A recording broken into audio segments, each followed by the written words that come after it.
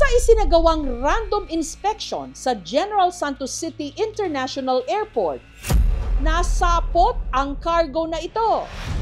Ang laman sa unang tingin, parang mga nakaripak na tingi-tinging paminta. Yun pala, mga buhay na gagamba. 1,902 pieces. Isi-ship dapat ito palabas ng Gensan para ibenta. Ipangsasabong di umano sa mga spider derby o sabong ng mga gagamba na ang pustahan. Umaabot na raw ngayon ng 100,000 piso. Magpusta simula 5,000 hanggang 200,000 piso. Sa sabong ng mga gagamba, sino ang masasapot?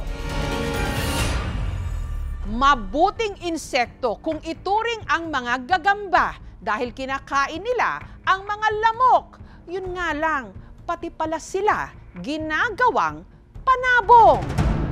Ang nasabat na kargamento, ipinasuyo lang daw ng consignor o sender nito sa isang airport shipper. Pinakasuyuan niya yung shipper na ipadala yung isang karton papunta ng Iloilo. Pero nung nabuko na raw ang laman ng kahon, Hindi na nila makontak yung totoong nagpadala. ang mga nasabat na gagamba itinurn over sa Senro o sa Community Environment and Natural Resources Office. Ang laman ay mga barn spiders. Scientific name nito is Muscona vigilant. Marami ito sa Gensan kasi nakilala bilang isa sa mga biodiverse region. Nirelease din namin itong mga gagambang ito.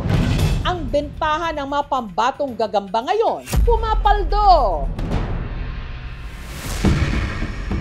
Ang magkaibigang Mark at Brian, hindi nila mga tunay na pangalan, sinusuyod ang masukal na bahaging ito ng kanilang barangay para manghuli ng gagamba.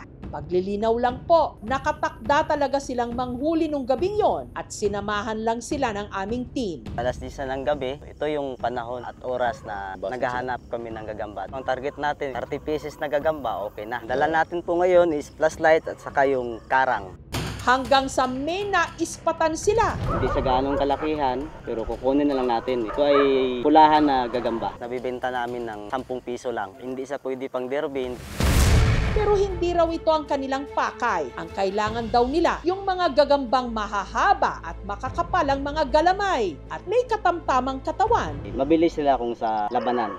Maya-maya pa, si Brian nakahuli ng gagamba na kung tawagin nila, maisan. Pasok talaga sa Excel yung laki niya. Pantay kasi yung katawan niya. Mahaba yung galamay at saka yung tiyan niya malaki. Nakahuli rin siya ng 2 pang gagamba na kulay gray na kung tawagin naman daw, abuhan. Good size yung katawan niya. Sinto na to. Si Mark naman, 2 tigrehan ang nadakip. Hindi gaanong malaki yung tiyan. Kaya sa naging tigrehan kasi yung likod niya po parang tigre. May mga nahuli rin silang gagambang itiman. Derby size 70, 80 at kung maganda yung buyer, 100 pa. Matapos ang 2 oras, ang kanilang mga nahuli, 30 mga gagamba. Nasa mga 500 to package still na to. Pagka-uwi, ipinatong sa tabong may tubig. Para hindi langgamin. Pag nilanggam kasi, mamatay sila. Ang presyo ng mga gagamba, nakadepende raw sa laki nito. Kung hack fight, nasa 20 to 30 pesos kada isa. Pag hackfight, tansahan lang. Kung magkapareha sila ng galamay, ng katawan. Ang mga derby size naman na may katamtamang katawan, pumapalo raw ng 50 to 100 pesos. Ang kinikita raw nila sa pagbebenta ng gagamba mula 800 to 1,000 pesos. Mas malaki ang kita sa pagbebenta ng gagamba kaysa pagtatrabaho ko. Ginagawa ko ang paghahanap ng gagamba kasi no choice kaysa gagawa ka naman ng mga illegal. Sir, di ba illegal din yung paghuhuli ng gagamba? Oo. Alam naming illegal. Buwis-buhay na rin siya. Kaysa magnakaw ka. Pero sir, di ba yung gagambang hinuhuli niyo may buhay din?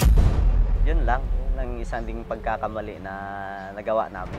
Si Jeff, hindi niya rin tunay na pangalan, dati raw dealer at buyer ng mga gagamba. Kung pag-tagi-100, patong dealer rin ng 50, 100 na, hanggang 200 bawat piraso.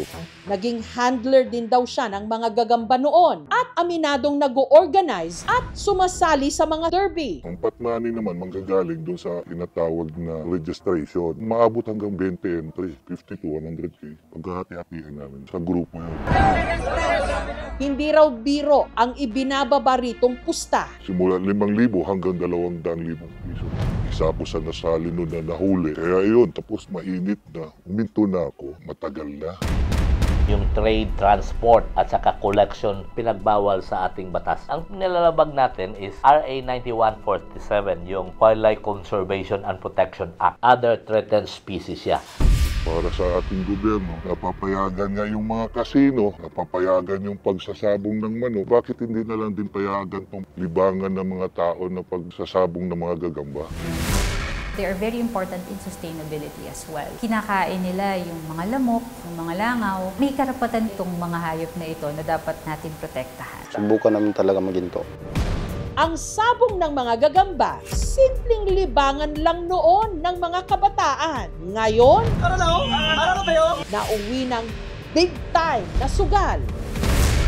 Tandaan sana natin at huwag na huwag kakalimutan na ang mga gagamba may mahalagang papel sa kalikasan at sa ating kaligtasan. Kaya ang mga nilalang na ito, tantanan na natin. Huwag nating paglabanin at pagpustahan.